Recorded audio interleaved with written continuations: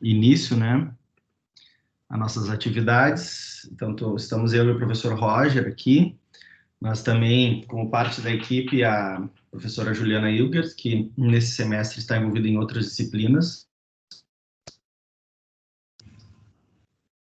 Então, vai online com vocês, mas participa dessas atividades de bioestatística conosco na equipe. E também a professora Rafaela, que faz pós-doutorado, né? E também vai estar ajudando em toda a questão logística da disciplina e também vai estar ministrando aulas com vocês. Roger, só me confirma que tu está enxergando a minha tela de projeção já?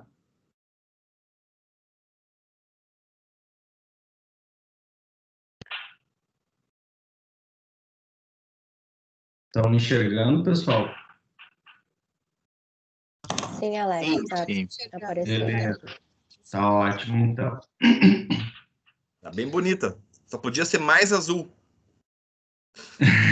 Não, é que eu sou um cara que gosta de vermelho, não tenho grandes problemas, assim, né?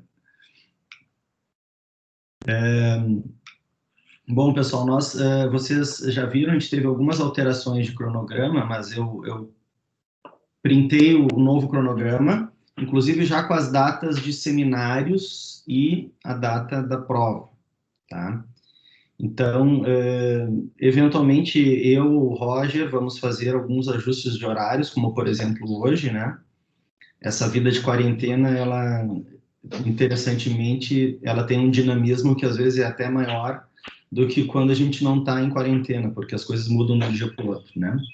Então, hoje, por exemplo, nós vamos, provavelmente, até umas 10 horas, entre 10 e 10 e meia, tá? Porque surgiram compromissos meus familiares, eu estou em casa, provavelmente como todos, eventualmente vai entrar as crianças aqui, a babá está por aí também, então isso tudo a gente já está acostumado, né? Mas fiquem tranquilos que eu não estou somente de cueca, estou com calça, então se eu me levantar, nada de constrangedor vai acontecer. Hoje à tarde nós começamos às 2h e vamos até às 5h, então hoje à tarde vai ser uma tarde densa e mais pesada, já com regressão linear. Essa disciplina ela é baseada em modelos generalizados lineares, ou GLM, né? Nós preparamos com muito carinho, com toda a ajuda e expertise da Rafaela, o Moodle. Então, quem não entrou no Moodle, entre, porque lá nós temos capítulos de livros que são importantes, né, para o andamento da disciplina e para o aprendizado de vocês. Enfim, nós temos aí um cronograma de atividades, eu só gostaria de chamar a atenção realmente para as datas dos nossos seminários, tá? Que vão ser no dia 21, o dia todo, tá? Nós teremos 7 grupos no total. Então, pelos nossos cálculos aqui, nós temos 65 alunos matriculados. Isso também é algo desafiador para nós. Talvez seja a maior turma, né, Roger, que a gente já tenha tido. Mas nós vamos seguir as atividades, e dentre elas a análise crítica de artigos. Depois nós enviaremos um pequeno guia sobre essas análises, mas já dando início para essa atividade como orientação para vocês, o foco é a análise crítica da análise dos dados, né, e da apresentação dos dados. Depois a gente vai postar lá no Moodle algumas coisas para vocês. Vão ser 7 grupos, então serão grupos de 9 e 10 integrantes. Então vocês vão se organizar para fazer essas atividades à distância, né? Análise crítica dos artigos, que serão disponibilizados também no Moodle. E cada grupo fica responsável por um artigo, tá? Nós, a princípio, não iremos nos envolver na organização, talvez vocês, por afinidade, fique mais fácil, né? E selecionarem os artigos de acordo com expertise, são em várias áreas, né? Nós não escolhemos as áreas, mas sim pela análise crítica que vocês vão fazer, tá? Dos dados e pela análise que foi aplicada e paralela ao que a gente vai abordar na disciplina, tá? E nós teremos uma prova, que será através do Moodle, tá? Uma prova presencial, no dia 29 de outubro, das 13h30 às 15h30. Depois temos orientações para vocês. Roger, alguma complementação? Sim, sim. Em relação aos seminários, eu só peço que eu poderia fazer aleatoriamente, se o pessoal não se importar, os grupos, Também né? pode ser, é. Mas se preferirem, só que daí tem que nos passar quem são os indivíduos dos grupos para que a gente forme grupos no Moodle. E aí a gente abre um link para vocês submeterem as apresentações, né? Lembrando que, apesar de sincrônicos, eventualmente alguém vai ter alguma coisa que ocorre. Esses dias uma aluna ficou doente, teve que ir para o hospital, o que ocorreria normalmente, né? Uhum. Então, ela não pôde estar presente nas aulas. Se isso acontecer, nos avisem, né? Que não seja de última hora, mas tentem avisar dentro do possível, né? Porque a gente não é todo mundo apresentando. A gente usa aquela sistemática super justa de todos terem igual chance de apresentar. Ou seja, a gente faz um método estatístico bem antigo, o sorteio. Aleatorização. Né? Então, isso significa que todo mundo tem que ler os artigos. Todo mundo tem que conhecer a apresentação para poder apresentar. A gente não coloca no sorteio quem eventualmente não está presente online. Mas veja, não dá para fazer aquela sacanagem, que eu já estou antecipando, de que vocês escolhem um no grupo e os outros não aparecem, porque isso vai ser problema, né? Ah, não, eu quero que o fulano apresente, ninguém mais do grupo vai, né? Só vai um para a aula, porque daí é só ele que vai ser sorteado. Então, a gente vai sortear, em princípio, de todo mundo, né? Que está no grupo, e um deles apresenta, daí vira apresentador, né? Posta, e os colegas vão ouvir e ver a apresentação. Isso tem uma vantagem, é o fato de que cada artigo trata, né, de um método estatístico diferente de análise, com interpretações diferentes, e é bom que todo mundo possa assistir o do colega. Então, a gente tem que ter isso para vocês poderem postar as apresentações antecipadamente no Moodle, tá? Prova, lembrando o seguinte, ela tem horário fixo para começar e terminar, é computador, e não adianta vir com a história do dá mais um minuto. Teve uma aluna na graduação, 3 na verdade, que perderam o horário de enviar. E fica o log do Moodle. Então eu sei o que a pessoa fez durante a prova, aonde ela clicou, né, durante a prova, e no momento que ela clicou em enviar. Ela clicou 1 minuto depois de passar a prova.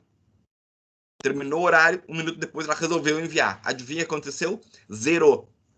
Automaticamente. Então, isso são coisas que talvez vocês não estejam acostumados. Máximo de atenção. A gente vai dar as orientações para a prova, tá?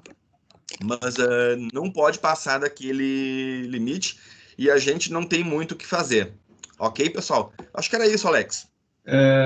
O pessoal aqui está pedindo também explicações sobre as aulas práticas. A Luciane, pode desligar a tua câmera, por favor? Tá? Não precisa ficar com a câmera aí. As aulas práticas serão com computador em softwares de análise estatística, tá? Eu vou ilustrar para vocês o SPSS. Então, vocês têm que, de alguma maneira, tentar instalar o SPSS.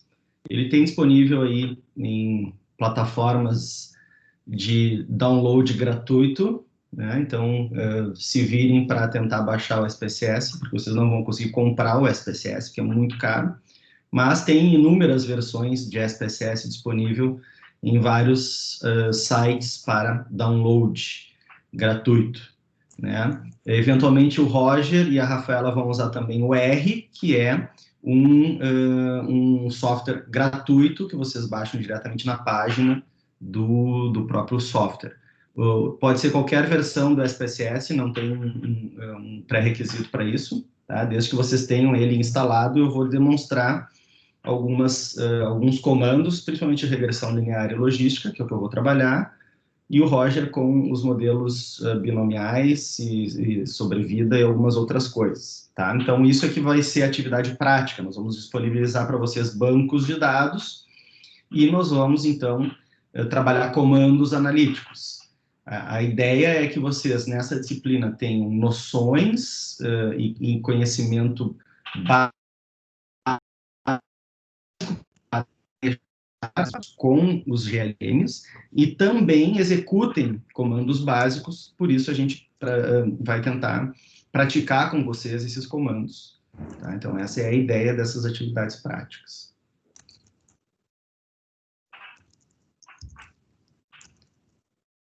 Então, eu só abri aqui para finalizar essa parte introdutória, o Moodle. Deixa eu botar aqui. A nossa disciplina ela tem o código 00058, tá? Deixa eu ver aqui, ó. Para mim vai aparecer várias disciplinas, provavelmente para vocês não tantas, mas vai ter aqui, ó, ODO 00058, Bioestatística Especial. Se vocês clicarem ali, vai ter uma pequena apresentação, o nosso cronograma, tá? Eu até ainda não coloquei o cronograma com as datas dos seminários da prova, mas depois a gente coloca. Aqui nós colocamos os capítulos de um dos livros que é Applied Logistic Regression, do Rosmer e Lemeshow, que é um clássico de regressão logística, para vocês terem como leitura suplementar. Nós optamos por botar alguns capítulos, tá? Mas esse é um livro que está disponibilizado na íntegra, inclusive pela Wiley, que foi de onde nós tiramos. Um link bem interessante sobre um curso online de Generalized Linear Models, inclusive nós já colocamos aqui a definição de Generalized Linear Models, para vocês lerem facilmente, sem precisar entrar no link, mas lá no link tem, na página deles tem coisas muito interessantes, e mais 2 livros, que são livros para essa parte inicial, que eu vou ministrar com vocês, mas também tem algumas coisas de regressões, que é o livro da Cídia Calegari Jacques, que é um livro em português, para o qual eu sugiro que aqueles que não tiveram uma base de bioestatística venham a ler todo esse livro. É um livro muito palatável, tá? De estatística básica e que é de fácil leitura. E o livro da Betty Kirkwood, que é em inglês, assim como os outros dessa disciplina, para vocês fazerem uma leitura mais profunda. Então, a professora Rafaela já botou aqui os artigos dos seminários, mas como o professor Roger falou, vocês se organizem, né, ao longo dessas 2 semanas, nos passem os componentes dos 7 grupos e nós, então, colocamos para vocês os links vinculados dos grupos e dos artigos aqui no Moodle, tá? E já está aqui a data da prova, dia 29 de outubro. Tá, então essa é, por enquanto, a nossa página. Pode falar, Roger. A prova vai abrir impreterivelmente no horário agendado e vai fechar no horário agendado. Se chegar mais tarde, vai ter menos tempo para fazer a prova, certo? Então, a gente descobre que tem vários recursos legais para a prova online. Agora, obviamente, a gente não está usando recursos que algumas outras universidades fazem, como nos Estados Unidos, que eu sei, onde o acesso à internet fica negado enquanto o link da prova está aberto. O que significa que vocês vão poder, obviamente, pesquisar e vai ser uma prova com consulta, né? Então, mas não tentem estudar durante a prova, porque só vai atrasar. Né? Estudem antes, Bem antes. Bom, outras perguntas nesse momento que vocês gostariam de fazer, podem abrir o microfone ou escrever as dúvidas, antes da gente começar aqui também liberar o professor Roger.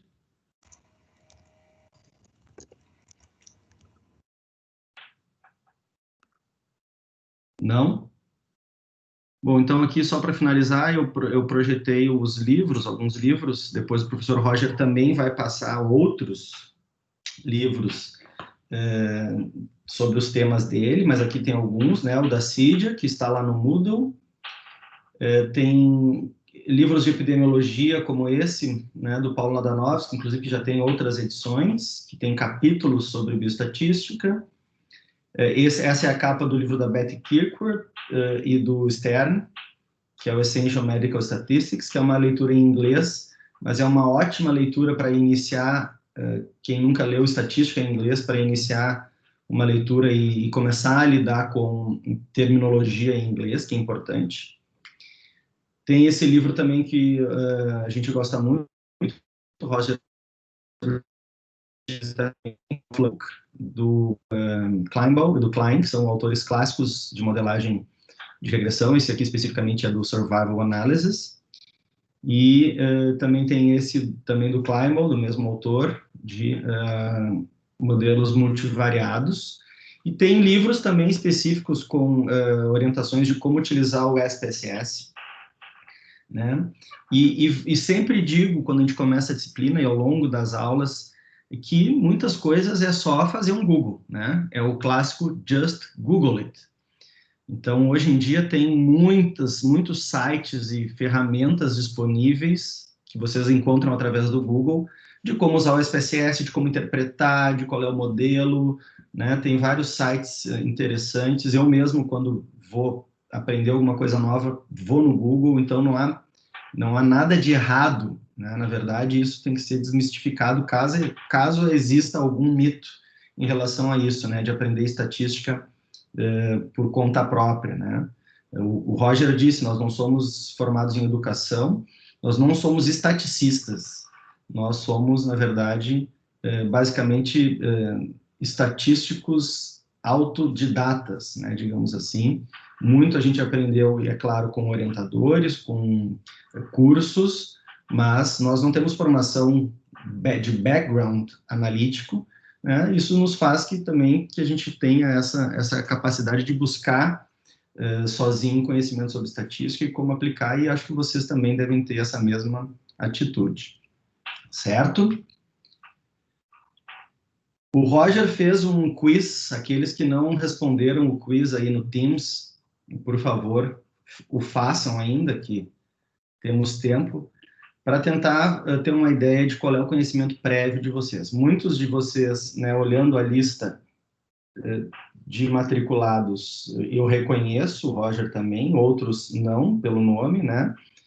Como a gente não vai ter possibilidade de vê-los todos, né, a gente não sabe, de fato, qual é o conhecimento prévio de vocês em bioestatística. Então, essa foi a ideia de fazer um quiz, de ter como base, sejam honestos nas respostas, qual é o grau de nivelamento de vocês. E, nesse sentido, a gente opta por, nesse primeiro encontro, fazer uma revisão de conceitos de forma muito sumarizada, e por isso vocês têm as leituras complementares e adicionais que possam vir a ser feitas. Eu faço basicamente um resumo nessas próximas 2 horas ou 1 hora e alguma coisa, de toda uma disciplina que a gente ministra no mestrado. Então, aqueles que já cursaram o mestrado conosco vão ver, né, coisas que vocês já viram, que eu repito, faço um sumário nesse nosso primeiro encontro. Mas é para tentar fazer com que aqueles que não cursaram a disciplina tenham aí um primeiro passo, certo? A ser dado, mesmo sem ter tido contato direto conosco, e, paralelamente, vocês façam uma leitura, né, do que a gente já disponibilizou e, eventualmente, de outras fontes que vocês encontrem. Como sugestão, porque eu realmente não consigo ver vocês, não consigo ler o chat enquanto eu estou apresentando, tá? Eu trabalho com 2 telas aqui, mas eu não consigo visualizar isso. Então, vão, por favor, faço questão, né, ao longo de todas as aulas minhas, do Roger, da Rafaela, que vocês participem, que vocês tirem dúvidas, certo? Mas, para facilitar a logística, eu vou pedir que vocês anotem, né, aí para vocês as dúvidas, ou vão colocando no chat as dúvidas, e eu vou fazer momentos, vou interromper a minha fala para a gente tirar as dúvidas, tá? Ao longo de todas as aulas, não só de hoje, mas das outras também. Então, vamos deixar combinado assim, que eu vou interrompendo, a gente abre para discussão, Depois retoma a apresentação, que fica mais fácil para mim aqui na questão estrutural aqui do aplicativo, certo? Então, vamos lá. Toda e qualquer análise de dados começa pela identificação das variáveis do estudo, certo? Nós vamos ver muito isso ao longo da disciplina. Cada modelo se aplica para um determinado tipo de variável e todo e qualquer livro começa com a descrição das variáveis. A variável é é uma característica mensurável que pode variar de um indivíduo para o outro, e aí aqui entenda um indivíduo como a unidade analítica, não uma pessoa, mas pode ser uma lâmina, um rato, um cachorro, um dente ou uma pessoa, tá? E toda e qualquer característica que vocês imaginem que a gente mensure se transforma em uma variável, né? Que tem uma lista de algumas variáveis, poucas, que são muito comuns. Essas variáveis, elas se distinguem ou se classificam em dois grandes grupos de variáveis, que são as variáveis quantitativas e as variáveis qualitativas. As quantitativas ainda se subdividem em dois grupos, as quantitativas contínuas e discretas. Uma maneira fácil de entender e diferenciar as variáveis contínuas das discretas é imaginar que as contínuas eu obtenho através da medição, ou seja, o resultado da medição, tudo que eu imaginar que eu vou medir, o verbo vai me dar uma variável contínua, e as discretas, tudo que for resultado de uma contagem, certo? Então, a partir disso, eu entendo que as contínuas vão assumir qualquer valor numérico, inteiro ou fracionário, isso é o que diferencia, e a variável discreta, ela só assume unidades numéricas inteiras. Então, exemplo de variáveis contínuas: peso, altura, pH, resistência à tração, ângulos, encefalometria, certo? Médias de profundidade, sondagem, nível de inserção.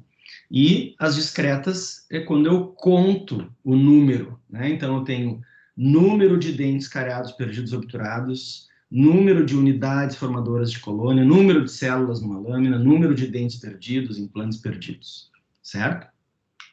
Já as qualitativas são variáveis para as quais a gente atribui uma qualidade, né? Ou scores. Essa qualidade ela é definida através de scores, e aí nós temos as nominais e as ordinais.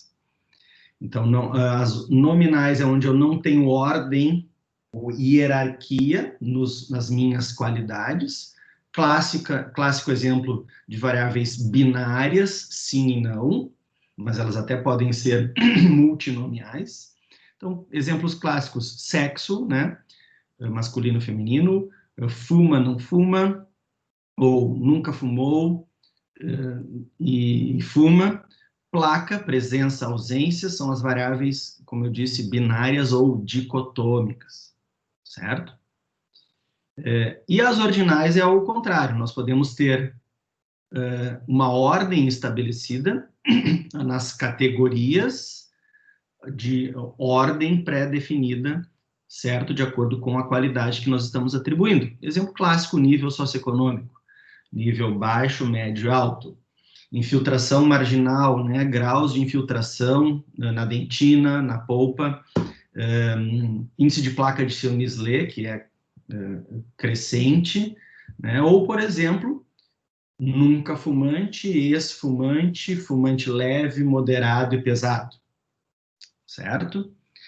E essa identificação, como eu falei para vocês, ela é fundamental do tipo de variável para aplicar os métodos estatísticos. Então, para cada uma dessas variáveis que nós vimos aqui, eu consigo, quando eu olho, e espero que vocês também, ao final da disciplina, eu olho essas 4 colunas e eu vejo exatamente qual é o modelo generalizado, linear, que eu aplico para cada uma, né? Exemplo, nós vamos começar hoje à tarde com modelo de regressão linear, que é o modelo clássico para variáveis dependentes contínuas. Né? Depois nós vamos para a logística, nós vamos para os modelos exponenciais e assim por diante. Interessantemente, nós vamos trabalhar muito isso nos modelos de regressão, é que as variáveis, elas podem transitar de um tipo para outro, de acordo com o meu interesse e o modelo analítico que eu vou optar por trabalhar. E isso acontece principalmente quando eu tenho variáveis quantitativas. As variáveis quantitativas podem derivar variáveis qualitativas ou categóricas. Né? Então, se por acaso áreas, ao invés de idade de forma eu posso transitar, eu posso derivar uma variável categórica a partir da minha variável numérica quantitativa, dependendo do interesse que eu tiver, certo? E do modelo analítico que eu for trabalhar ao longo das aulas, a gente vai ver que a gente vai poder fazer essa derivação, esse trânsito de variáveis, né? Fumo, por exemplo, variáveis biológicas, isso é muito comum. Muitas vezes nós queremos dar uma relevância clínica para uma variável, por exemplo, glicose. Dependendo do meu interesse, é mais interessante eu definir os pacientes como diabéticos e não diabéticos do que gerar um valor médio de glicose, né? Ou um critério de inclusão ou exclusão nas minhas modelagens, eu preciso definir um limiar ou um ponto de corte, certo? Que é esse o nó crítico dessa derivação, a estabelecer pontos de corte ou limiares que sejam biologicamente plausíveis ou que eventualmente sejam arbitrários de acordo com a distribuição dos dados dessas variáveis quantitativas nas nossas amostras.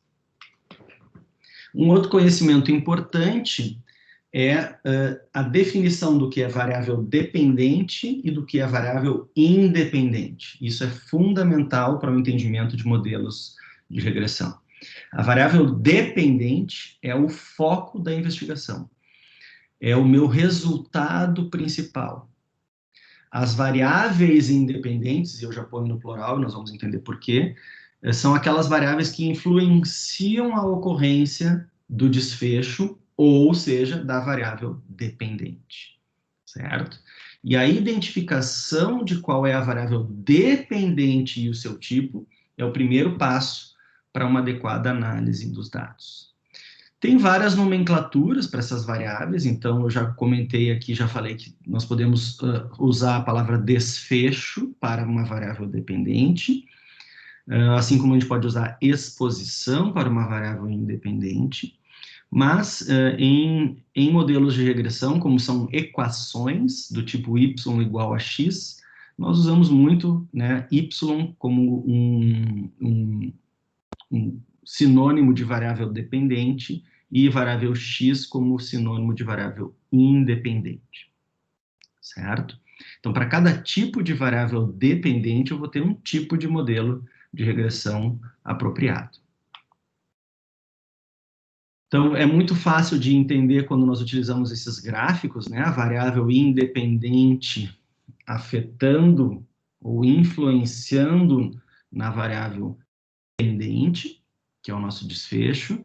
Esse desenho, ele ilustra muito bem o que nós chamamos de análise uni, ou bivariada, ou bivariável, ou simples, e quando nós temos mais de uma variável independente, que é um dos objetivos dessa disciplina, nós vamos ter, então, uma análise multivariada ou análise múltipla, né, que são os modelos ajustados aos modelos multivariáveis ou modelos múltiplos, são todos sinônimos, certo? Então, exemplos aqui mais práticos, né, de que poderiam ser uma variável independente e uma variável dependente. Por exemplo, as pessoas não entendem que grupos de tratamento, de intervenção, são a variável independente, né, no caso aqui um exemplo de antibiótico e placebo, para tratar periodontite, juntamente com raspagem, por exemplo. E a variável dependente pode ser redução na profundidade de sondagem. Variável independente, hábito de fumar. Variável dependente, proporção de células a genor. Exposição ou uso de flúor, número de dentes cariados, perdidos e obturados. Idade e diminuição da capacidade mastigatória. Então, aí, a gente tem exemplos nem tanto matemáticos, né, ou analíticos, mas mais conceituais nesse primeiro momento, para a gente tentar identificar muito bem e diferenciar o que é variável dependente do que é variável independente. Então, uma das primeiras coisas que nós, alunos de pós, professor, precisava de uma ajuda para planejar minha análise de dados. Então, a primeira pergunta que a gente faz, qual é a tua variável dependente? E aí a pessoa fica meio assim, não, eu vou fazer um estudo que assim é um tratamento. Não, qual é a tua variável dependente? Qual é o teu principal desfecho? Então, coloquem isso desde já na cabeça de vocês, que isso define a estratégia analítica. Muito bem, a partir disso nós vamos ter medidas de tendência central e medidas de dispersão que são utilizadas para sumarizar e expressar os resultados das variáveis mensuradas em um estudo. Então, vamos ver de forma resumida as principais medidas de tendência central e as medidas de dispersão. Então, as medidas de tendência central, elas são valores calculados com o objetivo de apresentar os dados, né, de uma forma condensada ou resumida. Nós não podemos, em um estudo científico, demonstrar um número para cada unidade analítica, né? Muitas vezes nós temos 1.000, 2.000 ou que seja 50 observações, nós não podemos botar números para cada uma das 50 observações, nós temos que agrupar de alguma forma os resultados e, classicamente, nós temos a média, que todo mundo conhece de forma intuitiva, a moda e a mediana. Então, vamos tentar ilustrar a diferença um pouco de cada uma delas, principalmente da média e da moda.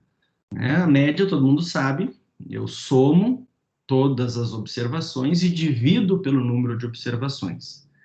Então, vamos imaginar aqui um grupo de pessoas, um grupo 1, com esse número de dentes que nós estamos observando aqui. Nós temos uma pessoa com 3 dentes perdidos, outra pessoa com 4 dentes perdidos, outra com 5, outra com 5, outra com 5, outra com 6 e outra com 7. Então, se eu somar 7 mais 3, 10, mais 15, 25, mais 6, mais 4, 35. 35 dividido por 7 pessoas, a média de dentes perdidos neste grupo é 5 dentes. Muito bem, pegamos agora um outro grupo de indivíduos que nós temos este número, essa distribuição de dados que vocês estão vendo aqui, que são, um indivíduo tem 2 dentes perdidos, outro tem 2, outro tem 3, outro tem 4, 4, 7 e 13. Se eu somar todos esses números, dividir por 7, eu tenho exatamente 5. A média de dentes perdidos no grupo 2 é igual a 5. Mas eu não posso dizer que a distribuição de dentes perdidos é a mesma. Eu posso dizer que o número de dentes perdidos é o mesmo. De fato, o somatório do número de dentes perdidos é exatamente o mesmo, e a média de dentes perdidos é exatamente a mesma. Mas olhando indivíduo por indivíduo, que é o que nós não temos nos artigos e não fazemos nos nossos artigos, eu vejo que a distribuição ela é bem diferente, certo? Por isso que nós estamos falando de medida de tendência central, nós não estamos falando de medida de dispersão, que logo mais nós vamos ver. A média não me dá esse discernimento da distribuição, ele me dá a tendência central dos dados. Agora, se a gente pegar o grupo 1, vejam que interessante, todos os 6 primeiros indivíduos são exatamente os mesmos, certo? Esses aqui são exatamente os mesmos, e somente um indivíduo é desdentado. Se eu somar todos esses números, eu vou ter 60 dentes perdidos. 60 dividido por 7, eu passo para 8,6. 8,6 é a média. Vejam que, comparado à média do grupo 1 no outro exemplo, nós temos uma mudança bastante drástica. Então, a média, ela sofre a influência de valores distantes ou extremos do restante da distribuição. A mediana não sofre essa influência. O que é a mediana? A mediana é aquela observação que divide todas as observações ao meio. Então, no caso, se nós pegarmos esse, que é 5, na verdade eu tenho 1, 2, 3 indivíduos, eu tenho a minha mediana, que é a quarta observação, e eu tenho 5, 6 e 7. Quando eu colocar numa ordem crescente todas as observações, a mediana é aquela observação que está bem no meio, que divide 50% das observações para baixo e para cima daquele valor. Então, a mediana, nesse caso aqui, é 5. A mediana no grupo 2 é 4. E a mediana no grupo 1, quando eu mudo um indivíduo, ela continua sendo 5. Porque a mediana é um valor de posicionamento, ou seja, não sofre a influência dos valores que estão para cima ou para baixo da mediana. Então, isso é um aprendizado importante para que a gente entenda, por exemplo, modelos lineares. Nós vamos ter um conceito de valores influentes, que à tarde nós vamos ver, que são aqueles valores que estão muito distantes na distribuição, né? Então, primeiro aspecto que é importante, né, para a gente resumir mediana e média, é que a média não informa a variabilidade dos dados, ela só me dá a tendência das observações. E a média sofre grande influência de valores extremos. Dentre as medidas de dispersão ou variabilidade, né, os mais utilizados são o desvio padrão e o percentil. Então, nós temos aí as medidas que acompanham as medidas de tendência central, que são calculadas para expressar a variabilidade dos dados. Vamos ver um pouquinho sobre o desvio padrão, que muitas vezes ele assusta, né, mas ele é fácil de ser compreendido. O cálculo do desvio, ele serve para estimar a variabilidade ou padrão de dispersão em torno da média. Então, a gente sempre tem a média, mais ou menos o desvio, acompanhados. E um conceito básico de todas as medidas de dispersão é que quanto maior o valor, ou seja, quanto maior o desvio, maior a variabilidade dos dados. Tudo em estatística tem uma fórmula, né?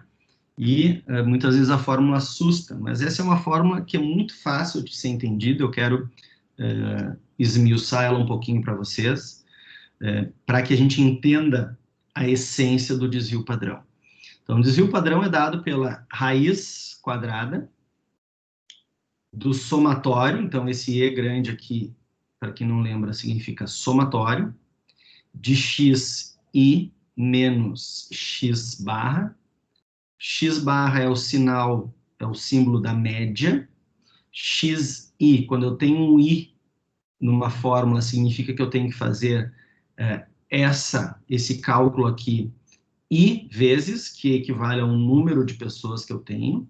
Então, é x do indivíduo 1 menos a média, depois x do indivíduo 2 menos a média, todos esses valores elevados ao quadrado, divididos por n menos 1, n sempre é o nosso tamanho amostral.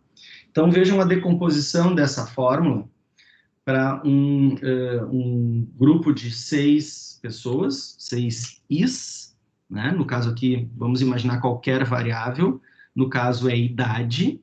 Então, a idade do indivíduo 1 é 10, do indivíduo 2 é 20, e assim por diante. Se eu somar todas essas idades e dividir por 6, eu vou ter a média, que é 35. né? Ironicamente ou não, né? Na verdade, de propósito, a média está bem no meio, né? Entre 30 e 40. Não precisava nem calcular. Intuitivamente a gente veria isso. Então, a média é 35. E se eu pegar e decompor a minha parte da fórmula, que é lá o xi menos a média, eu vou ter 6 valores. Para o indivíduo 1, 10 menos 35, menos 25, 20 menos 35, menos 15, 30 menos 35, menos 5, 40 menos 35, 5, 50 menos 35, 15, 60 menos 35, 25. Qual é o somatório de tudo isso? O somatório de tudo isso é zero. Por isso que nós elevamos ao quadrado. De tal valores negativos vão se tornar positivos, e eu vou ter um valor que é o somatório das distâncias. Na verdade, essa parte da fórmula simplesmente me dá a distância que cada observação está da média. A média está no meio, e eu tenho pessoas para cima e pessoas ou observações para baixo da média. Então, eu tenho distâncias. Se a gente pensar na distribuição dos dados como uma gangorra, a média ela é o centro. Então, se eu tiver pessoas com distâncias menores da média, isso significa que a minha variabilidade é pequena. Se eu tenho pessoas mais distantes da média na gangorra, significa que a minha variabilidade é maior. Então, o que me dá isso é justamente essa porção da fórmula, que é diminuir a observação de cada unidade analítica do valor da média. Isso é elevado ao quadrado, somente por uma questão matemática, e por isso a gente extrai depois a raiz, que é reverter a elevação do quadrado, e divide pelo n menos 1. Então, o desvio nesse caso vai ser 18,57. Então, uma média de 35 e o desvio de 18,57. Nós já vamos ver logo mais como interpretar esse desvio em breve, tá? Mas imagine que se eu tivesse calculado um desvio e ele teria dado igual a 5. Então, para uma mesma média de 35, se eu tenho um desvio de 18 ou se eu tenho um desvio de 5, eu sei comparar a variabilidade dessas duas situações, ou se fossem duas amostras diferentes, né? Certamente, 35 de média e desvio de 5, eu tenho pessoas ou observações mais próximas da média. Consequentemente, eu tenho menor variabilidade. Para um desvio de 18, eu vou ter pessoas mais distantes da média. O percentil, ele intuitivamente me diz a distância que as pessoas estão do valor central, que é a mediana. É diferente. São os valores da variável x que indicam o percentual dos dados que se localizam acima ou abaixo desses mesmos valores. Então, eu posso ter diferentes percentis. Eu posso ter o quintil, que são valores que me dão percentil 20, percentil 40, percentil 60, percentil 80. Classicamente, eu posso ter o quartil, que são percentis 25, 50 e 75. E posso ainda ter o tertil, percentis 33 e percentis 66. Um exemplo prático. Se eu disser para vocês que uma determinada amostra, eu tenho um percentil 25 de valores de CPOD igual a 3.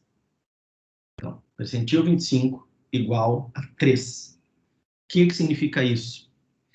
Que eu tenho 25% da amostra que tem CPOD abaixo de 3 e 75% da amostra tem tem CPOD acima de 3. Então, o percentil, ele divide a amostra. Se é um percentil 25, ele divide a amostra em 25% para baixo e 75% para cima. Se eu tenho um percentil 50, se eu disser para vocês que o percentil 50 dessa mesma amostra é igual a 5, significa que 50% da amostra tem CPOD abaixo de 5 e 50% da amostra tem CPOD acima de 5. Então, percentil 50, por exemplo, equivale, é a mesma coisa que mediana. Divide a amostra ao meio. E o percentil 75, digamos que seja 7. Eu tenho 75% das pessoas abaixo de CPOD igual a 7 e 25% das pessoas acima de CPOD igual a 7. Isso é bem fácil de entender quando nós olhamos esse tipo de gráfico, que se chama box plot. Nesse gráfico, nós temos cada um informação. Então, a linha preta, mais forte, ela indica a mediana. O limite superior do box indica o percentil 75. O limite inferior do box, o percentil 25. E o T superior e o T inferior indicam os valores máximo e mínimo. Aqui, nesse caso, é um exemplo de percentuais de sítios com placa. Só para confundir um pouquinho mais, a minha variável dependente é placa em percentual, e os percentis também são através do raciocínio em percentual. Então, vejam aqui vocês, se eu pegar essa amostra, eu sei dizer que ali aproximadamente 75% de placa é a minha mediana. Então, mediana igual ao percentil 50 é igual a 75% de placa. O que significa isso? Significa que metade das pessoas tem menos de 75% de placa. E metade das pessoas tem mais do que 75% de placa. Vejam que a mediana, ela pode estar em qualquer lugar no box. Ela não necessariamente tem que estar no meio do box. Isso não tem nenhuma relação. Tá? Vamos tentar interpretar agora esse gráfico, box plot, onde eu tenho em vermelho placa antes e em verde placa depois de dois tipos de escova. Aqui no grupo 1, eu tenho uma escova manual. No grupo 2, eu tenho uma escova elétrica. Primeira observação. A mediana, que é o risco preto, me diz a tendência. Então, quando eu olho para a mediana antes, num grupo, lá em 80% ou mais de placa, e olho a mediana depois da escovação, eu vejo que claramente reduziu a quantidade de placa. Eu também vejo que reduziu a quantidade de placa no grupo 2, mas a mediana no grupo 2, no início, já era menor. O que visivelmente reduziu mais foi o tamanho do box. Mas o tamanho do box não me dá quantidade diretamente ou de tendência, me dá variabilidade. Quanto maior o tamanho do box, maior é a distância entre o percentil 25 e maior a distância entre o percentil 75. Então, a variabilidade no grupo 1 era menor, tinha mais placa. A variabilidade no grupo 2 era maior, porém a mediana era menor. Quando eles usam a escova, tanto a variabilidade, que é o tamanho do box, quanto a mediana, reduzem. Então, depois da utilização das duas escovas, as medianas de placa reduzem e a variabilidade também reduz como consequência. Tá? Então, lembrem dos limites, lembrem dos percentis, é só para ilustrar como que se interpreta isso. E, por fim, nós também vamos trabalhar muito nos modelos generalizados lineares, a distribuição de frequências, que é muito utilizada para variáveis qualitativas, né, onde eu tenho um número exato observado para a minha variável qualitativa, e eu tenho o percentual de ocorrência de cada uma das categorias.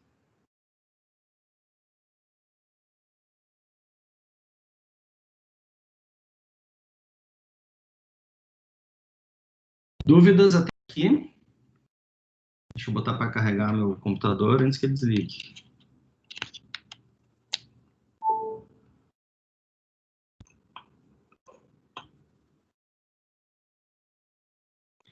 Vou tirar meu blusão aqui, que eu já estou com calor. Enquanto isso, alguém tem alguma dúvida?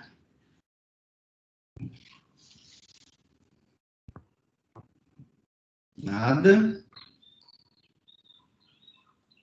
Ainda está todo mundo com vergonha, acanhado.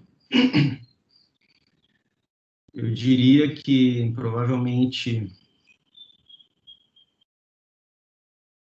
um percentil igual a 75% não entendeu metade do que eu falei, mas está tudo bem, né?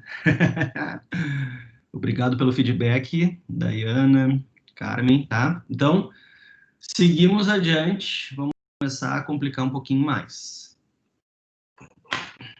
Distribuições. Tá? Nós vamos também, ao longo da disciplina, trabalhar muito com distribuições. Eu, nesse momento, vou apresentar o conceito da distribuição normal, que tem relação um pouco com o que a gente estava vendo, e depois, nós, ao longo de cada modelo de regressão, vamos trazer as distribuições específicas de cada um.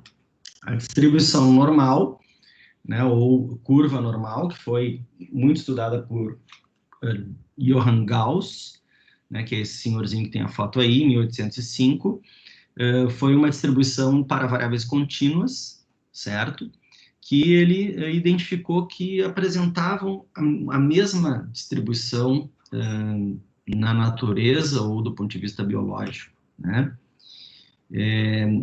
Então, a gente costuma, muitos dizem curva de Gauss, mas como muitos outros estaticistas também trabalharam com essa distribuição, a gente costuma falar de distribuição normal.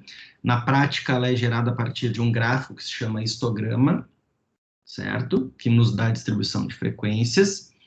E justamente o que está por trás, né, é que muitas variáveis nas populações se distribuem dessa forma. E os modelos analíticos, muitos dos lineares, utilizam esses conceitos nas suas inferências. Então, a maioria dos testes de hipótese, por exemplo, testes comumente utilizados, teste T, análise de variância, são baseadas nessa teoria para calcular os valores de P, né, que são as inferências que eu disse. E alguns testes, alguns modelos são apenas utilizados quando nós temos normalidade dos dados. Então, é muito importante testar a normalidade, que é isso que nós vamos ver. Aqui está um exemplo de histograma, onde eu tenho uma variável x qualquer, que vai de 1 até 7, e eu tenho no meu eixo y do gráfico a frequência com que essa variável ocorre. Então, eu tenho visivelmente uma curva que pode ser desenhada em cima dessas barras, mostrando que a maioria das observações ocorrem no centro. E essa é uma característica da distribuição normal, né? Ela é espelhada a partir da média, e esse espelhamento faz com que eu possa interpretar a distribuição dos dados utilizando a média e o desvio. E esse é mais uma das informações sobre o desvio, que eu posso identificar quantas pessoas eu tenho nos intervalos, somando e subtraindo o desvio. Por isso que a média sempre vem com mais ou menos, porque eu posso ter observações para mais e observações para menos da média. E pela curva de Gauss, né, estudada por Gauss, a curva normal, eu sei que eu tenho 34,1% das pessoas que estão entre a média e mais um desvio. Consequentemente, eu também tenho 34,1 pessoas entre a média e menos um. Então, se eu diminuir um desvio e somar um desvio, eu sei que eu tenho aproximadamente 68% das observações que estão entre estes valores. E se eu somar 2 desvios e diminuir 2 desvios, eu tenho 95% das observações. Quase que a totalidade. Muito pouco resta da média mais 3 desvios ou mais ou menos 3 desvios. Então, agora, não somente eu sei que quando eu tenho um desvio muito alto, eu tenho maior variabilidade, mas eu também sei interpretar ou imaginar como que essa distribuição está ocorrendo se eu somar e diminuir 1 ou 2 desvios. Muito parecido com o que nós temos dos percentis, né? Que eu imagino exatamente quantas observações eu tenho em cada faixa de valores da minha amostra. Então, vejam aqui 3 distribuições normais, médias e com diferentes desvios. Na distribuição A, eu tenho uma média igual a 4 e um desvio igual a 1. Vejam que a curva da distribuição B é basicamente idêntica à distribuição A, porém ela está mais para a direita. O que mudou? Mudou apenas a média. Então, a média é 8 e o desvio é 1. Então, eu tenho a mesma variabilidade, porém para médias diferentes. E quando eu tenho menor variabilidade, como por exemplo na curva C, eu tenho uma curva mais alta e mais apertada, né? Menos dispersa, porque o meu desvio ele é menor. Então, mostrando que as observações estão mais próximas da média. Tá? Só para ilustrar diferentes curvas e como que elas se comportam de acordo com a relação entre média e desvio. Bom, é importante, como eu disse, nós testarmos normalidade. Então, a distribuição normal, assim, como uma linha perfeita, ela só existe teoricamente. Os nossos dados, eles vão ter uma distribuição que pode ou não se assemelhar a essa curva normal perfeita, idealizada e teorizada por Gauss. Então, tem 2 situações aí, né? Como que eu sei, como pesquisador, lendo um artigo, que os dados se distribuíram de forma normal? E o outro aspecto que se aplica mais a nós, na nossa disciplina, é como eu sei que os meus dados se distribuem de forma normal. Primeira resposta. Lendo um artigo, ou os autores testaram a normalidade e informaram que eles fizeram isso, e como eles fizeram isso, e qual foi o resultado, ou tem uma regrinha básica que nos dá um alerta, não nos é um confirmador, mas nos dá um alerta de que eu posso ter desvios da normalidade, é o tamanho do desvio padrão em relação ao tamanho da média. Se o desvio padrão for maior do que a metade do valor da média, desconfiem de assimetria na curva. Ou seja, desconfiem de uma distribuição não normal. Por exemplo, se eu tenho uma média igual a 10 e o meu desvio for igual a 8, é quase que certo que os dados não estão distribuídos de forma normal. Em compensação, se eu tenho uma média igual a 10 e um desvio igual a 2, muito provavelmente eu vou ter dados distribuídos de forma normal. E nós, quando formos testar normalidade, né, nós vamos sempre, né, do verbo sempre, vamos sempre rodar um histograma. A avaliação visual da curva ela é muito importante. Tá?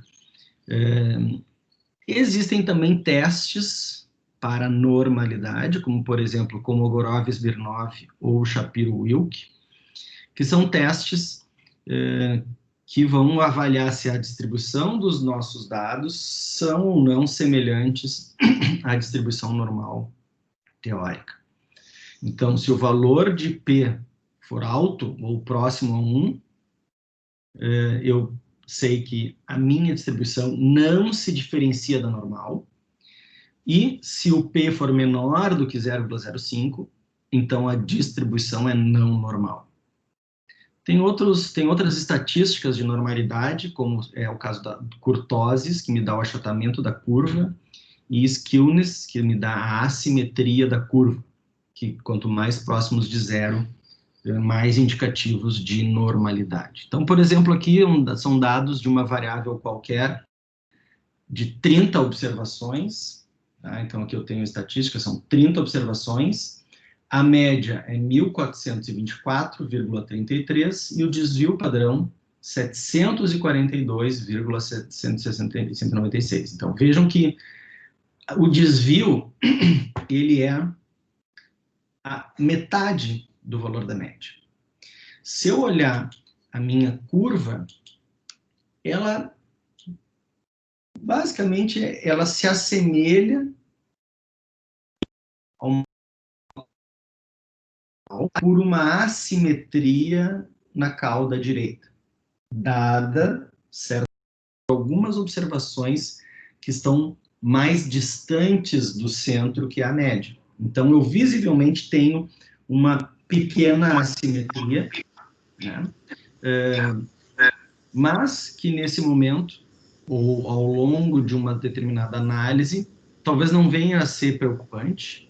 Se eu olhar as estatísticas, eu tenho aqui kurtosis e skewness, isso aqui são outputs do SPSS, a média e o desvio. Se alguém entrou com o microfone e pode desligar, por favor. E aqui nós temos um resultado do teste Kolmogorov-Smirnov, né, mostrando aqui, ó. Desliga, por favor, o microfone. Até demorou, né, para acontecer. Então, aqui a gente tem o resultado do Kolmogorov-Smirnov, né, tem um monte de informação aqui que se repete, mas o valor de P no SPSS, para quem não está acostumado, ele nunca vem escrito P, ele vem assimp-sig, que significa asymptotic significance, que é a significância assintótica. E ele deu igual a 0,105, ou 0,11. Limítrofe, bem perto do 0,05, né, mas indicando que eu não tenho diferença significativa da minha distribuição para a distribuição normal teórica. Tá? Então, eu poderia, nesse momento, assumir que a minha distribuição ela se assemelha à distribuição normal. Ainda tem um microfone aberto aí, pessoal. Por favor. Tem microfone aberto aí. Ó, é tu, ó. É tu que tá falando mesmo. Ó. Olha aqui a minha tela, ó. Tem um microfonezinho, é só apertar ali que ele fica no mudo, tá? Obrigado, foi. Acho que foi. Não, não foi ainda. O interessante dos modelos generalizados lineares que nós vamos trabalhar é que muitos deles não têm problema com a assimetria dos dados. Já para testes paramétricos, a gente tem que fazer transformações matemáticas. Tá? Pessoal, por favor, tá difícil de eu me concentrar com esse microfone aberto. Acho que agora foi. Bom, então, se eu tenho dados assimétricos, por exemplo, esse dado aqui de proteína C reativa, eu não preciso rodar um Shapiro-Wilk ou um Kolmogorov-Smirnov para ver que esses dados não têm distribuição normal. Basta eu olhar a curva.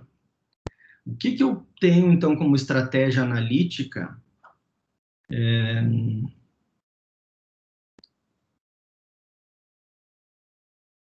para analisar esse tipo de dado? Bom, ou eu uso testes não paramétricos, e eles são chamados de não paramétricos justamente porque eles não necessitam dos parâmetros da distribuição normal, diferentemente dos testes paramétricos, que é o caso do teste T e da ANOVA e regressão linear, por exemplo.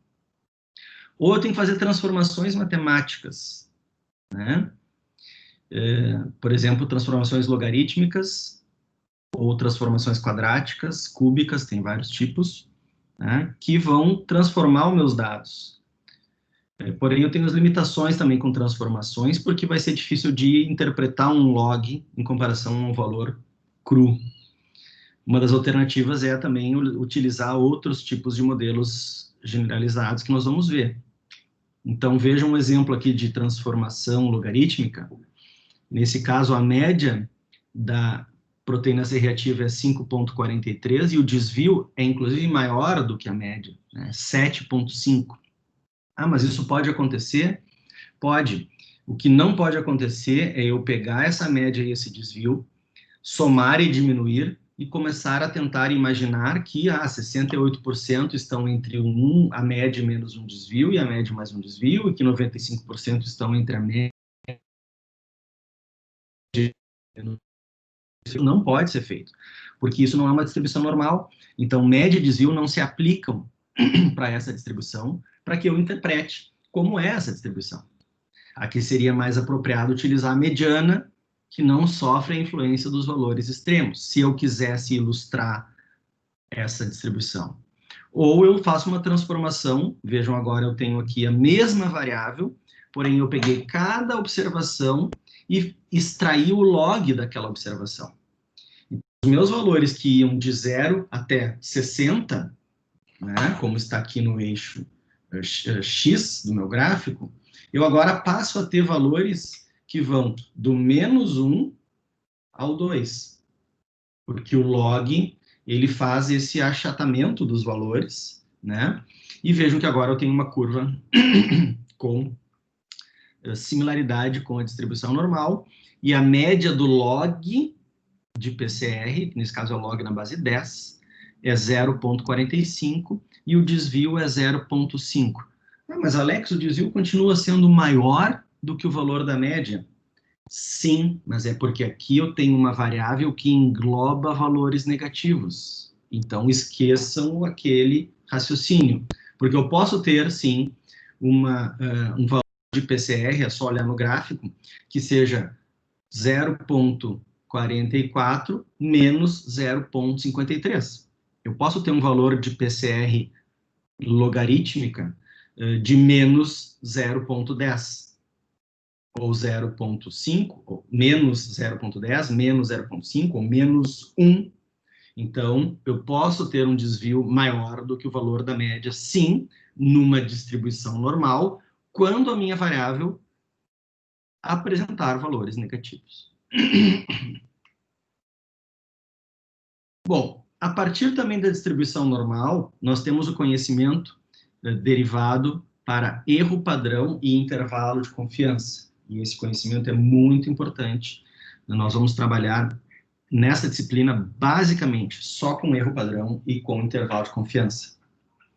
Porque as regressões nos dão como resultado intervalos de confiança que são utilizados para estimar a variabilidade dos coeficientes, que origina justamente desse conceito de distribuição amostral das médias, que tem o seguinte raciocínio lógico.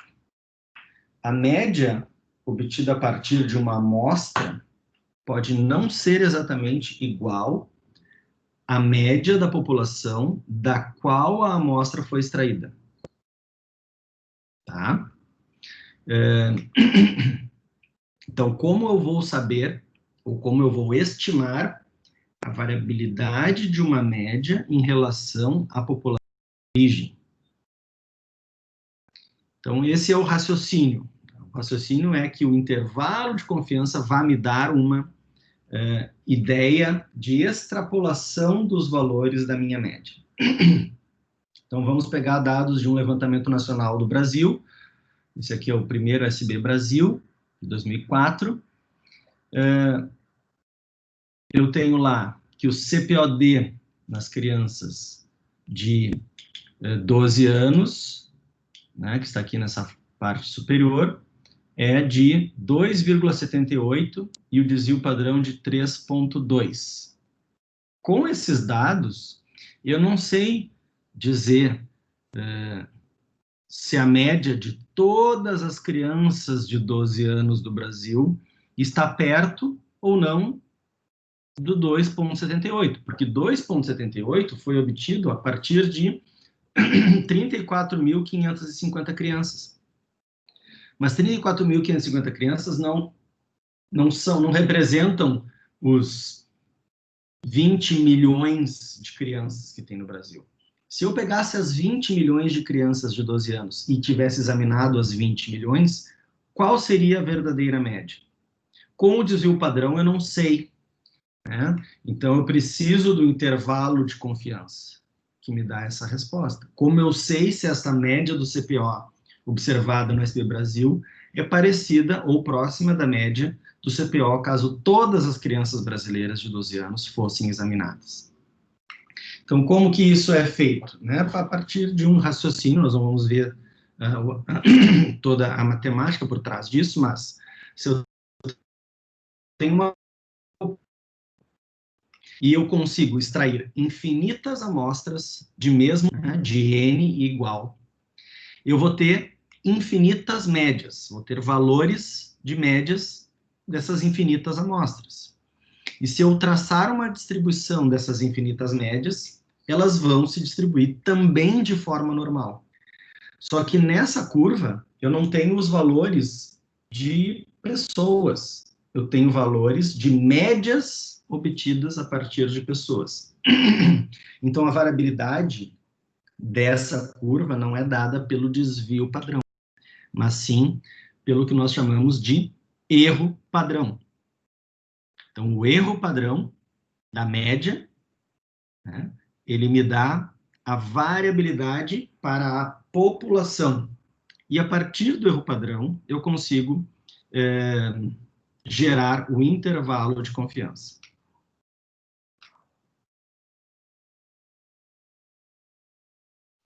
Em outras palavras, eu vou ter um intervalo que é dado por um valor inferior e um valor superior.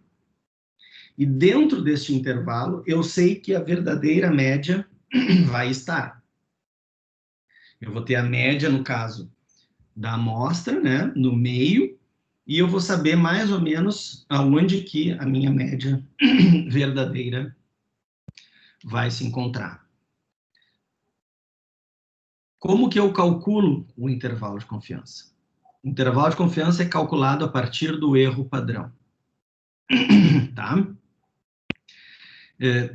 Eu preciso definir uma confiança para o meu intervalo, que nada mais é... Deixa eu pegar aqui do outro slide.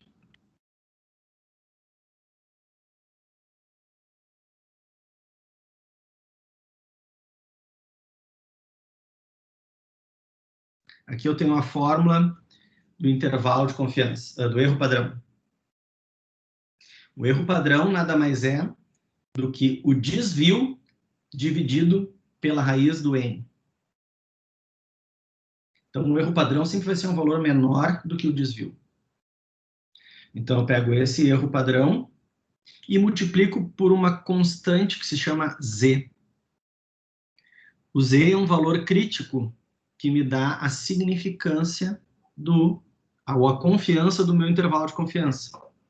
Então, se o meu intervalo de confiança é de 95%, o Z equivale a 1,95. Se o meu intervalo de confiança for de 99%, o Z equivale a 2,56. Certo? Então, na prática, na vida real, o que acontece? Eu tenho uma amostra de N indivíduos, ou observações. Isso vai gerar um desvio padrão e uma média.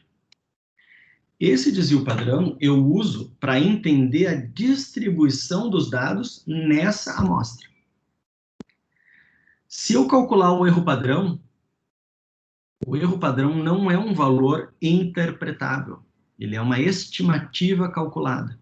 Não adianta eu somar e diminuir o erro padrão, que isso não me leva a nada. Agora, com ele, eu pego a média, multiplico o erro padrão pelo Z de interesse, que normalmente é 1,96, que é o de 95% de confiança, e aí sim eu tenho um intervalo, né, que me dá aonde que a verdadeira média de uma população poderia estar.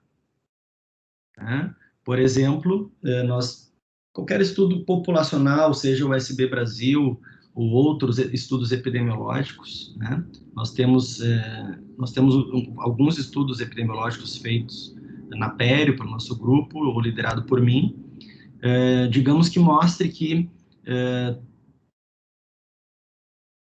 em média, 3 dentes das pessoas têm retração de gengiva. Ou melhor, vamos aumentar isso, que fica mais fácil de entender. Digamos que sejam 7 dentes. A média de dentes com retração em adultos de Porto Alegre é 7. Mas isso são dados de uma amostra. Para eu saber quantos dentes realmente as pessoas têm, se toda a população de Porto Alegre fosse examinada, eu preciso reportar um intervalo de confiança. Digamos que o intervalo de confiança seja 5 a 9. Significa que eu tenho 7 na amostra, mas que se toda a população tivesse sido examinada, eu posso ser que tenha 5 dentes ou até 9 dentes. Tá? Então, como que eu interpreto o intervalo de confiança? Que é basicamente isso que eu estava dizendo para vocês para estudos de prevalência. Ele vai representar o valor limite inferior e superior, entre os quais se espera que a verdadeira média se encontre. O exemplo clássico disso, gente, é o Ibope. Né? O Ibope, as pesquisas de intenção, e agora a gente vai vivenciar de novo, né?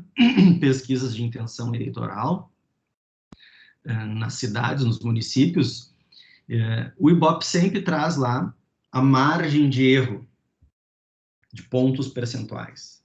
Né? Então, quando o Ibope diz 35% dos porto-alegrenses vão votar no Júnior. Bom, mas 35 foi a partir daquelas 1.800 pessoas que o Ibope entrevistou. Só que Porto Alegre tem 1,5 milhão de habitantes. Bom, mas o Ibope diz junto que não só é 35%, mas que a margem de erro de 3 pontos percentuais. Em outras palavras, o Ibope está dizendo assim: 35% das pessoas que vivem em Porto Alegre pretendem votar ou vão votar no Marquesan. Mas isso pode ser de até 32 ou até 38, porque é 35 mais 3 e 35 menos 3. Então, o intervalo de confiança do Ibope, nesse caso, vai de 32 a 38. Então, o intervalo de confiança está nas nossas vidas ali, como eu brinco, nas nossas salas de estar, nas nossas televisões, quando o Ibope traz uma pesquisa eleitoral. Tá? Porque eles analisaram uma amostra e, para extrapolar para a população, eles têm que reportar o intervalo de confiança. Mas o intervalo de confiança, ele se aplica a qualquer tipo de estudo. Se aplica ao laboratório, se aplica a um tratamento, principalmente, se aplica à epidemiologia, né? E sempre pensando no impacto, no tamanho do efeito. Imagine se o Ibope chegasse e dissesse assim: olha, as intenções de voto são de 35%, mas elas podem ir de 15% até 55%. Pô, mas qual é a confiança que eu, eleitor, eu, espectador da TV ali, vou olhar para o Ibope, ele está me dando uma estimativa de 35%, mas ela tem uma variabilidade muito grande. Então, o Ibope dá um intervalo de confiança menor, né, mais preciso. O estudo de intervenção é a mesma coisa. O intervalo de confiança fornece o tamanho do efeito, né, e o adicional de um tratamento sobre outro, se ele existir. Então, eu vou dar exemplos aqui para vocês.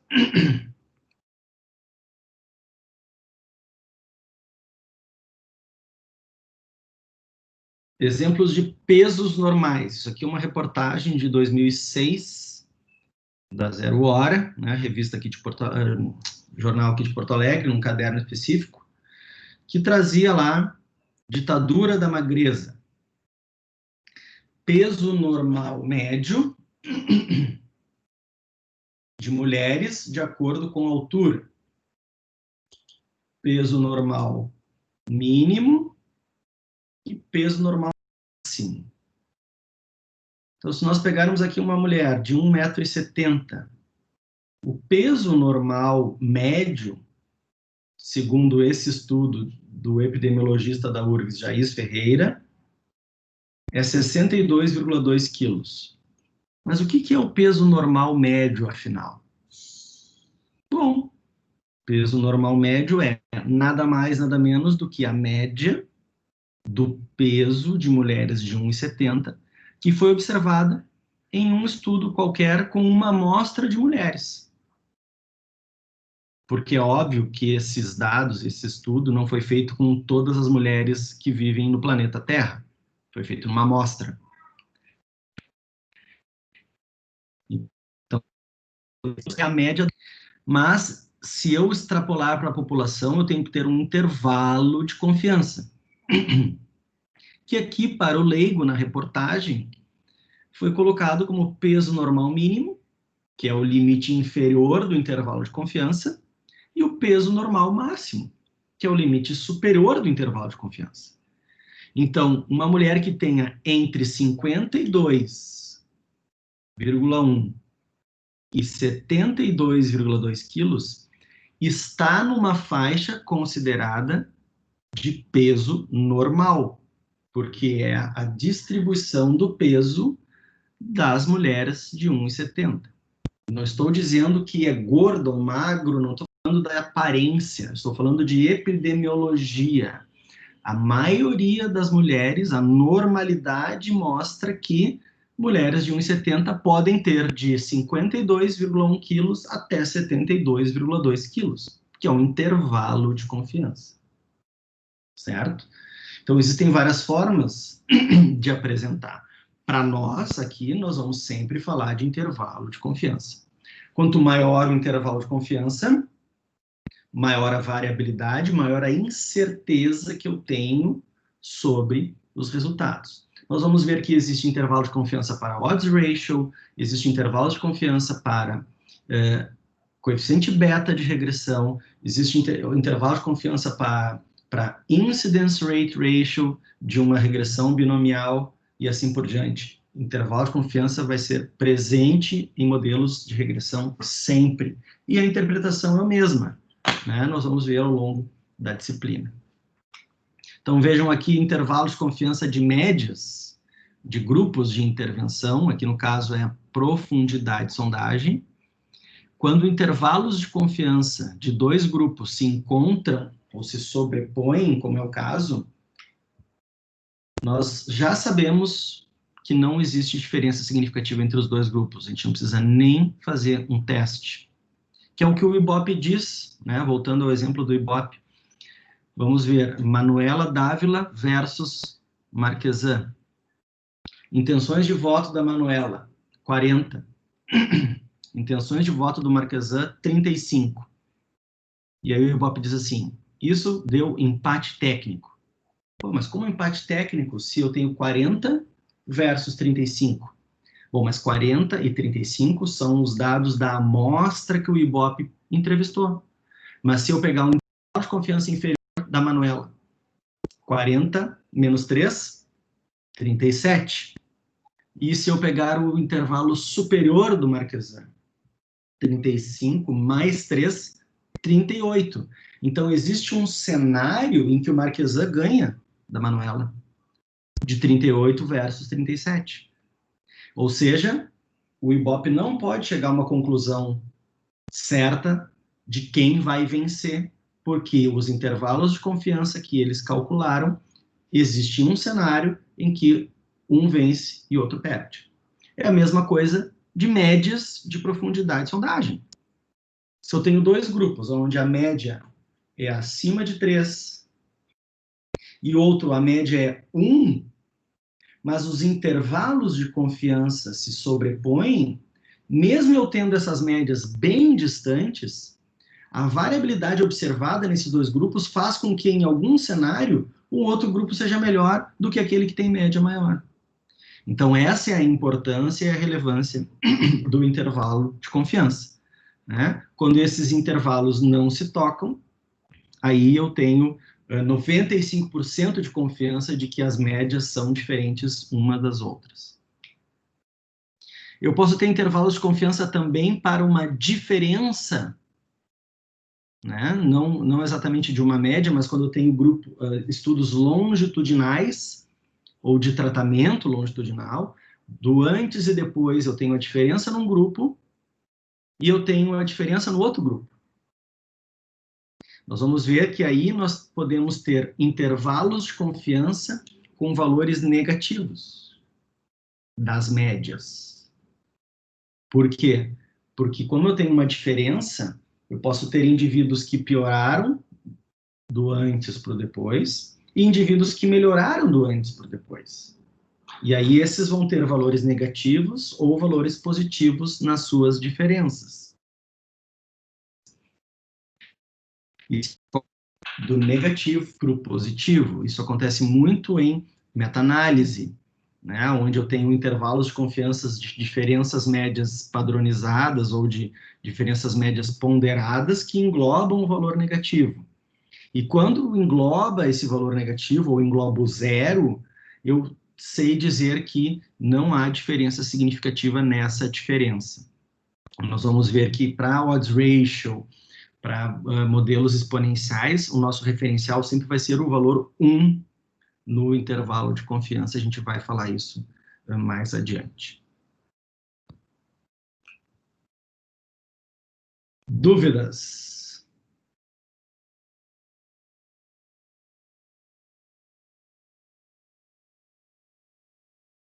Perguntas?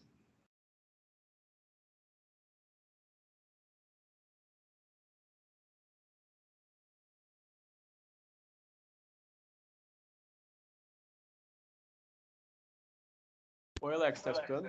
Tô. Quem é que tá falando? Fala o nome, por favor.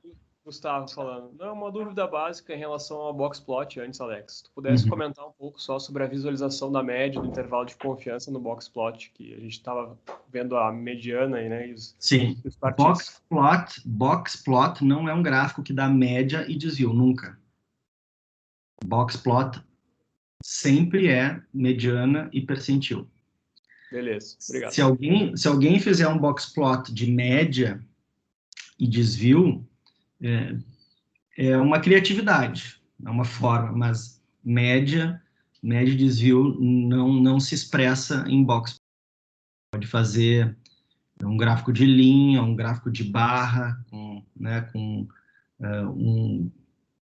um erro, uma barra de intervalo de confiança em cima, mas não é o boxplot. Oi, Alex, tá me ouvindo? Tô. É a Natália aqui. Em relação aos dados assimétricos, tu falou das transformações matemáticas, mas não necessariamente precisam ser feitas, né? A gente pode utilizar os testes não paramétricos. Com certeza. Tá. Transformações, ou assim, lidar com dados assimétricos, por si só já daria quase que um curso, né? Então, eu só fiz um sumário ali. Existem várias formas de lidar com dados assimétricos. Não tem problema nenhum de não transformar, não tem problema de transformar, né? Tem várias alternativas, como em qualquer estratégia analítica que a gente vai estudar, né? Eu posso, para uma mesma variável, posso aplicar regressão linear e posso aplicar regressão logística, dependendo do que eu quiser. Tá? Então, não é obrigação ou um ou outro. São alternativas analíticas que a gente sempre tem. Tá bom, obrigada. Nada.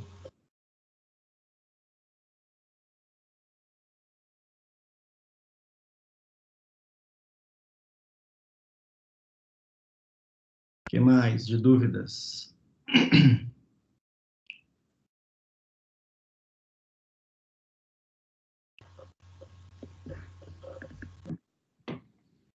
Bom, nós temos uma série de testes de hipótese. Tá? Eu estou projetando aqui uma tela. Esses testes, e por isso a gente fez o quiz, né? Esses testes de hipótese, nós não vamos abordá-los de forma aprofundada, tá? Entretanto, eu gosto muito desse quadrado aqui, desse quadro, né? Onde eu tenho dicas de como definir ou perguntas a serem respondidas antes de aplicar testes estatísticos ou testes de hipótese, certo? Então, a primeira pergunta a ser respondida é quantos grupos de comparação ou quantas categorias eu tenho na variável independente. E aí eu posso ter duas opções de respostas. 2, 3 ou mais. Obviamente, eu tenho que saber o tipo de variável dependente e como que ela se distribui. E aí eu posso ter uma variável que é quantitativa, se ela tiver distribuída no teste paramétrico, e se ela for qualitativa ou quantitativa assimétrica, eu vou usar um teste não paramétrico. E a terceira é qual a relação entre os grupos ou as categorias na variável independente. Nós não comentamos isso, mas eu posso ter uma relação dependente das observações da variável, ou chamada pareada, ou eu posso ter uma relação independente ou não pareada. E com isso a gente pode jogar batalha naval, né? Eu posso ter lá dois grupos, uma relação independente e uma variável quantitativa com distribuição normal. Bingo, teste T não pareado. Ou se for uma variável que tenha dependência, como por exemplo, antes e depois de um tratamento, teste T pareado. E para cada teste paramétrico, eu tenho um teste não paramétrico equivalente ou substitutivo. Para o teste T pareado, eu tenho o teste de Wilcoxon, para o não pareado, eu tenho o Mann Whitney, né, ou o exato de Fisher para variáveis qualitativas. Para a ANOVA de medidas repetidas, eu tenho um Friedman, e para a ANOVA de uma via, eu tenho o Kruskal-Wallis, ou, no caso aqui, o Q-quadrado, que se encaixaria num outro tipo de análise. Então, esses testes, eles que não têm contato, né, eu sugiro fortemente a leitura do livro da Cídia. O livro da Cídia engloba toda a estatística básica, como eu disse, de uma forma muito palatável, muito interessante, fácil de ler, né, com alguma fluidez, com exemplos. Tá? Então, eu sugiro que se aprofundem a partir dessa leitura mais forte, tá? Mais aprofundada.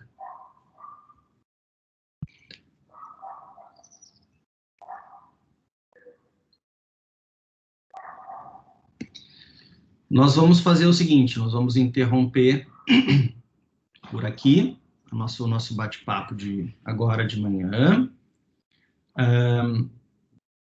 Sugiro que aqueles que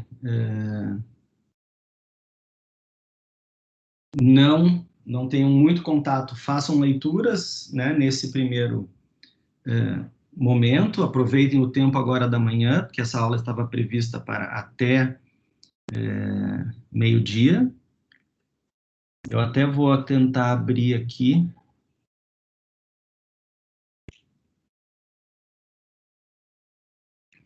Vou tentar mostrar para vocês aqui.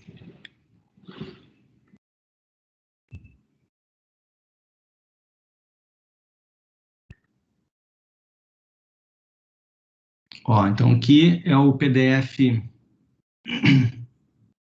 do livro da Cídia, que a Rafaela postou para nós, então é só clicar lá no arquivo, ela botou um arquivo com link, vocês vão no link e baixem diretamente do Drive da Rafaela, tá?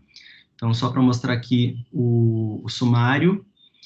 Então, eu sugiro que vocês deem uma lida em, se quiserem, distribuição normal e distribuição amostral das médias, 5, tá? E distribuição T e comparação entre as médias, nós vamos falar de regressão linear hoje à tarde, e aí depois vocês podem ler o capítulo de regressão linear simples, é bem interessante esse capítulo dela de regressão linear. Mas aqueles que quiserem fazer uma leitura agora nessas 2 horas restantes, sugiro que leiam, então, como preparação e aprofundamento do que eu falei hoje, e preparação para a aula da tarde, leiam os capítulos 4, 5 e 7. São poucas páginas, ali pode ir no 8 também, se quiser, tá? Mas são poucas páginas, é bem fácil a leitura, tá? Que tem gráficos, tem algumas ilustrações, então fica a dica para vocês como atividade de agora, nesse período que eu estou com aula, mas a gente conseguiu cumprir nesse primeiro momento, sem problemas, né? Aquilo que estava proposto, que era fazer um resumão de estatística básica, tá? Então, pessoal, por hoje nós ficamos aqui de manhã e